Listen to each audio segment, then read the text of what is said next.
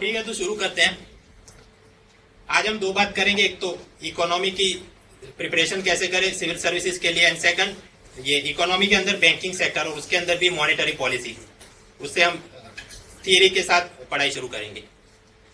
आपने इस लेक्चर में से कुछ लिखने की जरूरत नहीं है, क्योंकि मेरी साइट है mrunal.org, उसके डाउनलोड सेक्शन के अंत भाग में आपको लिंक मिल जाएगी। ये वाला लेक्चर भी, इसके अलावा मैं जहां भी लेक्चर देता हूँ सारे लेक्चर आपको मिल जाएंगे। तो बस आप शांति से सुनिए और समझिए। पहली जो हमें बात करनी है, प्रिपरेशन कैसे कुछ शुरुआत करें, how to kick start the preparation for economy for UPSC civil service. ठीक है, वैसे तो पढ़ने में बहुत सारे टॉपिक आते हैं, लेकिन फोकस केवल करना है 7 पिलर्स पर। उसका सबसे पहला पिलर ये है कि basics of micro economics, macro economics and Indian economy. ये वाला पिलर मैं आपको पढ़ाऊंगा नहीं, ये आपने सेल्फ स्टडी में देख लेना है। सबसे पहले आप शुरू करेंगे क्लास 11 एनसीईआरटी। उसके अंदर से एक तो ये कि वेरियस टाइप्स ऑफ इकोनॉमी क्या होता है, कि मिक्स्ड इकोनॉमी क्या है, सोशलिस्ट इकोनॉमी क्या है, फ्री मार्केट इकोनॉमी क्या होती है। सेकंड कि जो 60s एंड 70s के टाइम में लाइसेंस कोटा इंस्पेक्टर राज था, उस कारण से हमारे अर्थतंत्र को कैसे नुकसान हुआ, और मैक्सिमम उसकी इफेक्ट देखी जब 1991 के अंदर वो बैलेंस ऑफ पेमेंट क्राइसिस हो गया। फिर उसका सुधार लाने के लिए हमने क्या किया, liberalisation, privatisation, globalisation, LPG reforms लाए। फिर वो ग्रीन रेवोल्यूशन, सस्टेनेबल डेवलपमेंट, थोड़ी बहुत बातें चलती हैं। तो ये पूरा मैटर आप देख लीजिए क्लास 11 एनसीईआरटी से, ये आपने पूरी पढ़नी है from first page to last page. फिर आप क्लास 12 में जाएंगे तो 2 बुक्स आती हैं, micro economics and macro economics. जहां तक माइक्रो इकोनॉमिक्स की बात है तो यूपीएससी के अंदर ये हर साल नियमित रूप से नहीं पूछा गया है, लेकिन जब आप कंबाइंड डिफेंस सर्विसेज देते हैं, CDS, to become an officer in army, navy और एयरफोर्स, तो वहां पे ये नियमित रूप से 5-7 सवाल निकल जाते हैं। कभी कभी यूपीएससी में भी अपना नसीब खराब हो तो 1-2 सवाल परेशान कर लेते हैं। आप क्या करेंगे इसके लिए, ये किताब भी आप डाउनलोड कर लीजिए, लेकिन इसे from first page to last page नहीं पढ़ना है। ओनली सिलेक्टेड टॉपिक्स के, फॉर एग्जांपल ये मार्जिनल रेट ऑफ सब्स्टिट्यूशन क्या होता है, ओलिगोपोली क्या है, मोनोपोली क्या होती है, और किताब के अंत में एक ग्लॉसरी दी गई है जिसमें सभी कंसेप्ट की डेफिनेशन है, वो आप एक बार देख लीजिए। और जो भी कौन से चैप्टर से आपने कौन कौन से टॉपिक देखने हैं, मेरी साइट के इकोनॉमी सेक्शन में आप जाइए और पेज के अंत भाग में आपको डेटा मिल जाएगा कि इस किताब के कौन से पेज से क्या करना है।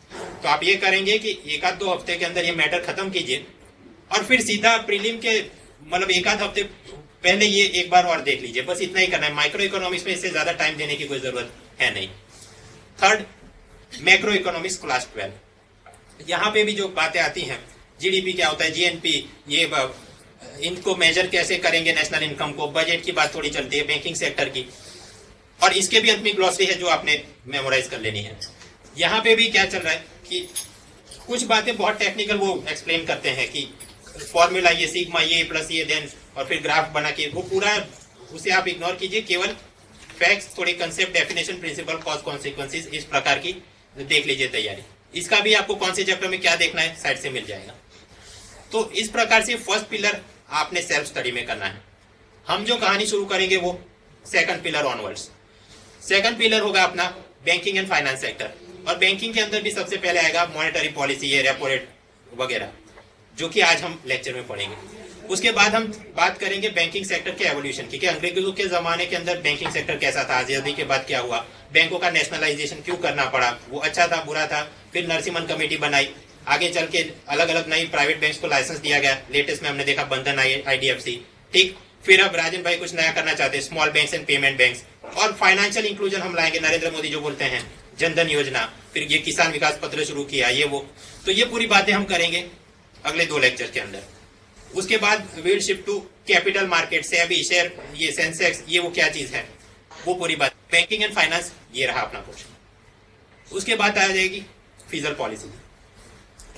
देखिए, मॉनेटरी पॉलिसी का मतलब क्या होता है कि ये रघुराम राजन अपनी तरफ से ये रेपो रेट, सीआरआर, एसएलआर, ये सब सेट करके इकोनॉमी को कंट्रोल करने की कोशिश करे, then it is called monetary policy.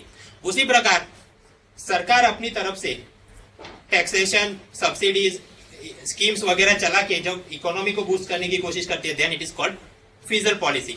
Fiscal policy में हमें क्या पढ़ना है, सबसे पहले थियरी, बजट के क्या प्रकार होते हैं, capital part, revenue part, taxation के अलग, डायरेक्ट टैक्स क्या होता है, इनडायरेक्ट टैक्स क्या, सब्सिडी कौन कौन सी दी गई, सबसे ज्यादा कौन से सेक्टर को सब्सिडी दी जाती है, ये सब बातें। और फिर अलग अलग टाइप की बजटरी डेफिसिट क्या है, primary deficit, revenue, effective revenue deficit क्या है, फिजिकल डेफिसिट बड़ी हो तो वो खराब क्यों है, ये हम ये सारी बात थियरी भी देखेंगे और पैरेलल जब फरवरी में बजट आ जाएगा तो कि नए बजट में इसके बारे में क्या बताया गया, थियरी एंड करंट, वो हम पैरेलल यहाँ पे देखेंगे। अब तक जो देख लिया कि नेशनल लेवल पे कि आरबीआई ये काम करेगा, सरकार ये काम करेगी। अब अपने कैमरा को थोड़ा जूम आउट करके ऊपर ले जाएं, इंटरनेशनल इकोनॉमी।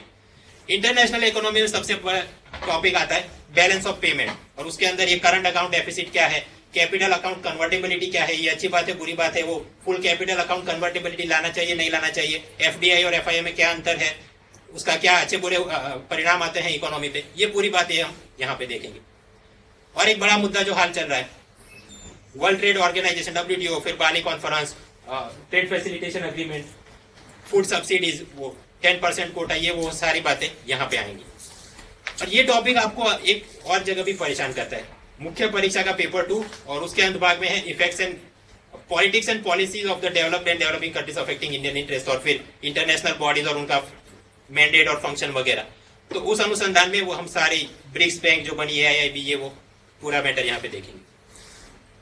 पिलर 2, 3 और 4 आगे चलते हैं। पांचवा पिलर सेक्टर्स ऑफ इकोनॉमी, ये तो आपको भी पता है, एग्रीकल्चर, इंडस्ट्री और manufacturing and then service sector. तो हर एक सेक्टर के अंदर से कौन सा सेक्टर सबसे ज्यादा एम्प्लॉयमेंट देता है, जीडीपी में इनका क्या कंट्रीब्यूशन है, इनके अंदर और इम्प्रूवमेंट लाने के लिए सरकार अपनी तरफ से कौन सी schemes, policy, labour factory reform वगैरह चला रही है, ये सारी बातें देखेंगे। देन इंफ्रास्ट्रक्चर, ये खास करके अपने जनरल स्टडीज पेपर 3 के लिए, एनर्जी, ट्रांसपोर्ट इंफ्रास्ट्रक्चर और फिर रूरल और अर्बन इंफ्रास्ट्रक्चर, इनके लिए सरकार अभी क्या बॉटलनेक है और सरकार इसमें क्या सुधार लाने के लिए स्कीम वगैरह चला रही है। एंड लास्ट पिलर होगा अपना human resource development, skill development के लिए सरकार क्या कर रही है, ये अभी दीनदयाल अंत्योदय योजना, फिर skill India programme, poverty line, उसके अंदर ये तेंदुलकर और उसके सामने रंगराजन, ये दोनों के बीच में क्या अंतर है, पॉवर्टी लाइन का कैसे एस्टिमेशन करना चाहिए, फिर ये ह्यूमन डेवलपमेंट इंडेक्स क्या होता है, उसका थियरी, करंट, वीकर सेक्शन के लिए क्या स्कीम वगैरह चल रही। तो इन शॉर्ट ये जो पिलर है 5, 6 एंड 7, ये हम पढ़ेंगे फरवरी के एंड में, जब इकोनॉमिक सर्वे आ जाएगा। उसके सभी चैप्टर के अंदर से हमें थियरी तो पहले से मौजूद है मेरे पास और करंट उसमें से अपडेट करना है, तो एक साथ वो पूरा काम हम कर लेंगे।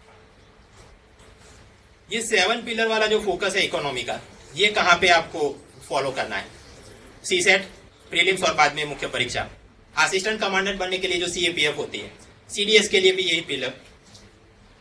उसी प्रकार से RBI ग्रेड बी ऑफिसर बनने के लिए एक तो प्रीलिम होती है और फिर उनकी एक मुख्य परीक्षा होती है, उसके अंदर डिस्क्रिप्टिव आपको ये बैंकिंग, फाइनेंस और डेवलपमेंट वगैरह की बातें करें, तो वहां भी ये 7 पिलर्स में प्रॉपर्ली तैयार करके जाना है।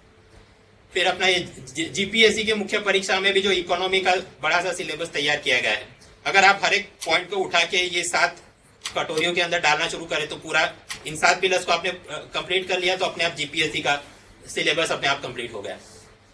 उसी प्रकार और जो भी स्टेट सर्विसेज की एग्जाम्स चलती हैं, तो अगर आप ये सारी एग्जाम्स पे फोकस करें तो आपने वो 7 पिलर अप्रोच से चलना है।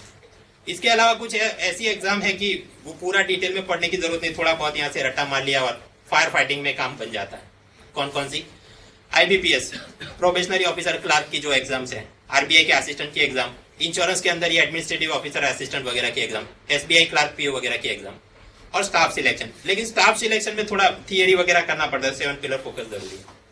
जब इनकी आप तैयारी कर रहे हो तो क्या करना है, केवल पूरा इकोनॉमी पढ़ने की कोई जरूरत है नहीं, सिर्फ आपने थोड़ा बहुत याद रख लेना है। एक तो बैंकिंग फाइनेंस की थियरी, करंट, सेकंड ये बिजनेस जीके की ये वाली बैंक का ये CMD है, ये बैंक का ये नया प्रोडक्ट निकला, पर्सन इन न्यूज में ये बुक्स था, ऑथर था, स्पॉट्स अवार्ड वगैरह। बजट जब आ जाए तो बजट की जो स्कीम है और हर स्कीम के अंदर कितने करोड़ अलॉट किए गए, इस प्रकार के बेसिक फीचर्स इतना खत्म हो जाए, उसके बाद ये सारी एग्जाम में आप सीधा अपना फोकस शिफ्ट कर दें मैथ्स, रीजनिंग, इंग्लिश, DI सब पर। इससे ज्यादा डिटेल में इकोनॉमी प्रिपेयर यहाँ नहीं करना। इन शॉर्ट जब नॉन UPSC की बात चले तो 8th पिलर जो है, person in news, business GK, ये वाली सारी बातें, उस पर फोकस ज्यादा होना चाहिए।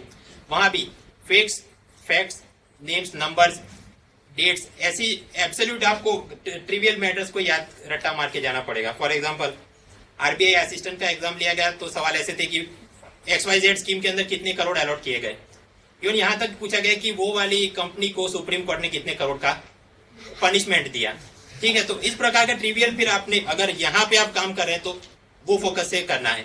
अगर यूपीएससी के लिए आप कर रहे हैं तैयारी तो क्या करेंगे, एक तो पर्सन इन न्यूज पे इतना फोकस करने की जरूरत नहीं, ये बैंक का ये सीएमडी है ये वो, ठीक है। जब से सीसेट आया 2011 से लेके तो उन्होंने ये वो वाला क्वेश्चन तो पूछना ही ऑलमोस्ट बंद कर दिया। पिछली परीक्षा 2014 वहां पे 2-3 सवाल ऐसे निकल गए the person in news type के। अदरवाइज यहाँ पे ये सारा जीके तैयार करने की कोई जरूरत नहीं है। यहाँ पे आप इकोनॉमी फोकस करें तो क्या फोकस होगा, कोई भी कंसेप्ट तो प्रिंसिपल क्या है, उसका डेफिनेशन क्या है, कॉज कॉन्सिक्वेंसेस। फॉर एग्जांपल के रेपो रेट बढ़ाएंगे तो क्या होगा, घटाएंगे तो क्या होगा, टैक्स बढ़ाएंगे तो क्या होगा, घटाएंगे, कॉज कॉन्सिक्वेंस के फॉर्मेट में आप याद करिए। बजट की जितनी भी स्कीम है यहाँ आपने याद करना है कि कितने करोड़ अलॉट किए गए, ठीक। यहाँ केवल ये वाली स्कीम तो इसे कौन इंप्लीमेंट करेगा, मतलब ज्यूरिसडिक्शन, और सेकंड की स्कीम के सेलिएंट फीचर्स क्या हैं। उसी प्रकार अगर कोई ऑर्डिनेंस लाया गया, कोई एक्ट बनाया गया, कोई पॉलिसी बनाई गई, उसमें भी यही बात, ज्यूरिसडिक्शन क्या है और फीचर्स क्या हैं, और उसके अनुसंधान में कि इससे फायदे क्या होंगे, इसके नुकसान क्या होंगे, प्रो एंड एंटी। बस इतने पे आप फोकस कर ले तो बड़ी आराम से, जहां तक अपना प्रीलिम का सवाल है अराउंड 10 क्वेश्चन निकलते हैं इकोनॉमी से, आसानी से 8 तो क्लियर कर ही सकते हैं। तैयारी कैसे करें, पहले तो उन बुक्स की बात जो कि जरूरी नहीं है। बस इंडियन इकोनॉमी सिंस इंडिपेंडेंस, ये उमा कबीला की बुक बहुत बड़ी है, और ज्यादातर इसकी बात का क्या है कि इन द 60s ऐसा था और 70s में ऐसा था, ठीक है। उस प्रकार के सवाल अब खास निकलते नहीं है। Second, Datt Sundaram Indian economy, इसके कुछ चैप्टर बढ़िया है, फॉर एग्जांपल सब्सिडी और पीछे पब्लिक फाइनेंस वाला, पॉवर्टी एस्टिमेशन वगैरह। बट ओवरऑल क्या है, इसकी सारी बातों का तात्पर्य कि लेट 90s में कुछ ऐसा ट्रेंड था इकोनॉमी में और अर्ली 2000 में कुछ ऐसा था, उसके बाद से वो केवल बुक रिप्रिंट ही हो रही है। तो क्या होगा, केवल बजट और वो इम्पोर्ट एक्सपोर्ट के नंबर्स चेंज होंगे, बाकी का कंटेंट ऐसा ही रहेगा।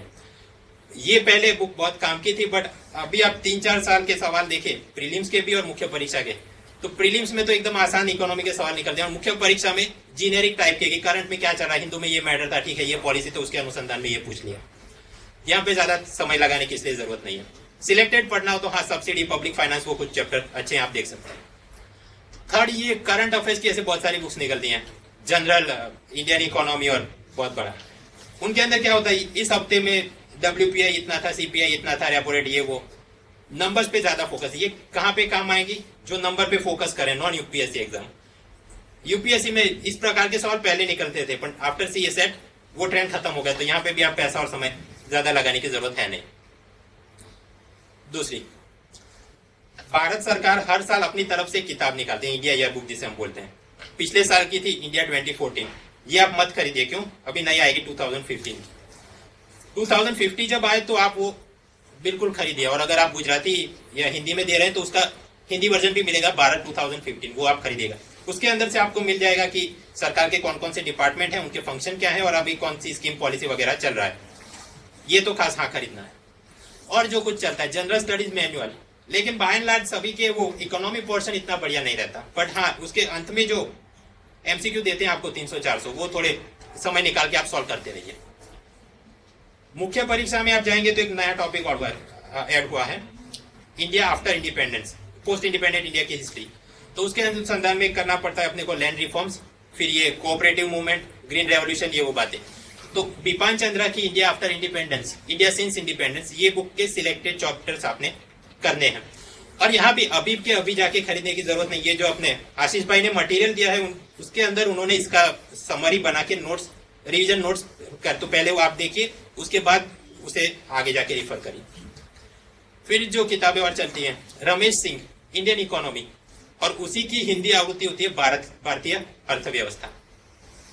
इसके अंदर भी सिलेक्टेड टॉपिक चैप्टर्स जो देखने हैं, ल्यूसेंट जनरल नॉलेज और उसकी हिंदी आवृत्ति सामान्य ज्ञान। ये किसके लिए, कि नॉन यूपीएससी एग्जाम में जो पूछते हैं फैक्ट टाइप का सवाल, पहले 5 ईयर प्लान का ड्यूरेशन इतना था, उसमें ये स्कीम वगैरह, ये थीम था, इतना टारगेट अचीव हुआ, ठीक है, तो वहां पे आप दे रहे हैं तो बराबर है। यहाँ ल्यूसेंट जी के उतनी काम की नहीं है, लेकिन हाँ वो हिस्ट्री पोर्शन में आपको थोड़ा माल मिल जाएगा, बुद्धिस्ट के ये वो स्कल्पचर वगैरह थे। हार्डकोर जो बैंकिंग की तैयारी कर रहे हैं तो फिर उसकी money banking, finance, principle of banking, ये वो चलता है, इट इज नॉट रिक्वायर्ड। तो मतलब कि आपने जो खरीदना है तो क्या, एक तो इंडिया ईयर बुक खरीदनी है, ठीक, बाकी का धीरे धीरे जो रिफर करने को मिल जाए, हर एक चीज खरीद के घर पे लाइब्रेरी बनाने की कोई जरूरत नहीं, अपने पास बड़ी लाइब्रेरी है यहाँ पे। आप और जो कि एसेंशियल है, इसके बिना मुक्ति नहीं मिलेगी। जैसा ही बजट आ जाए, आप फाइनेंस मिनिस्ट्री की साइट पे जाइए और बजट स्पीच डाउनलोड कर लीजिए। देखिए, न्यूज़पेपर में भी बातें तो बहुत चलेगी कि ये एलपीजी इतना सस्ता हुआ, महंगा हुआ, सिगरेट इतना सस्ता महंगा। नहीं, अपने लिए काम का है कि कौन कौन से सेक्टर में कौन कौन सी स्कीम चलाई गई, क्या रेट्स हैं वगैरह। ओरिजिनल आप 23-24 पन्ने की वो पीडीएफ फाइल वो डाउनलोड करके देख लेंगे, और फाइनेंस मिनिस्ट्री से ही आपको इकोनॉमिक सर्वे भी मिल जाएगा। ये आप दोनों चीजें डाउनलोड करेंगे और इसे अच्छे से पढ़ेंगे। और आप में से जो लोग गुजराती में या हिंदी में परीक्षा देना चाहते हैं, तो सबसे बड़ी दिक्कत ये आती है कि वो टर्म्स का ट्रांसलेशन कहाँ से ढूंढे, है ना, कि बैलेंस ऑफ पेमेंट तो उसका क्या होगा ट्रांसलेशन, फिजिकल डेफिसिट तो इंग्लिश में तो कंसेप्ट आपने को पता है, लेकिन जब मुख्य परीक्षा में लिखना है तो आप क्या ट्रांसलेट करके लिखोगे। उसकी एक दवाई ये होती है, इकोनॉमिक सर्वे आप इंग्लिश में भी डाउनलोड करें और हिंदी में भी डाउनलोड करें, चैप्टर नंबर तो वही रहते हैं, और फिर यहां से देख के वहां पे आपको तुरंत कि हाँ, for example balance of payment क्या होता है, तो उसका हिंदी होता है भुगतान संतुलन। इंडेक्स देखेंगे तो आपको सीधा, तो ट्रांसलेशन में वो मेहनत अलग से डिक्शनरी की देखने की जरूरत नहीं, यहाँ पे आपको मिल जाए। उसी प्रकार बजट स्पीच हिंदी में भी देखिए और इंग्लिश में भी, तो काम अपना बन गया है। मेन जो फोकस रहना चाहिए वो किताबें नहीं, अपना न्यूज़पेपर, और न्यूज़पेपर में भी द हिंदू। जो तैयारी हम करेंगे, आपने अपनी तरफ से जो करनी है, क्लास 11-10 एनसीईआरटी आप पढ़ेंगे। मैं जो अपनी तरफ से करूंगा, यहाँ पे हम लेक्चर लेंगे, मेरी साइट है mruna.org, वो देखते रहिए। इकोनॉमी रिलेटेड बहुत सारी मैटर्स वहां पे दी गई है। बजट और सर्वे ये कंपलसरी करना है, और उसके बाद आफ्टर दैट क्या, द हिंदू, और समय मिले तो इंडियन एक्सप्रेस। आप अगर हिंदू पढ़ रहे हैं तो बस हिंदू पे, फिर इंडियन एक्सप्रेस अलग से देखने की जरूरत नहीं है। कई लोग ये बोलते हैं कि नहीं, फाइनेंशियल एक्सप्रेस या फिर इकोनॉमिक टाइम्स अलग से करना चाहिए, उतना अपने पास समय है ही नहीं। एक द हिंदू हो जाए तो काफी है, बस ये हिंदू आप पढ़ते रहिए। यहाँ पे भी लेक्चर्स क्या होगा, हर हफ्ते अपने 1 या 2 लेक्चर्स रहेंगे। मेरी तरफ से मैं कोशिश करूंगी मार्च के अंत तक अपना बहुत सारा काम खत्म हो जाए, लेकिन अगर ना भी हो पाए तो जो मैंने सोर्सेज सिलेबस के हिसाब से एनसीईआरटी वगैरह, बजट समरी, ये तो करना ही आपने। जहां तक सीसेट 2014 की बात थी, 10 सवाल पूछे गए थे, एटलीस्ट 8 सवाल तो ऐसे थे कि आप अगर इतना भी काम कर ले तो आराम से उसे सॉल्व किया जा सकता है।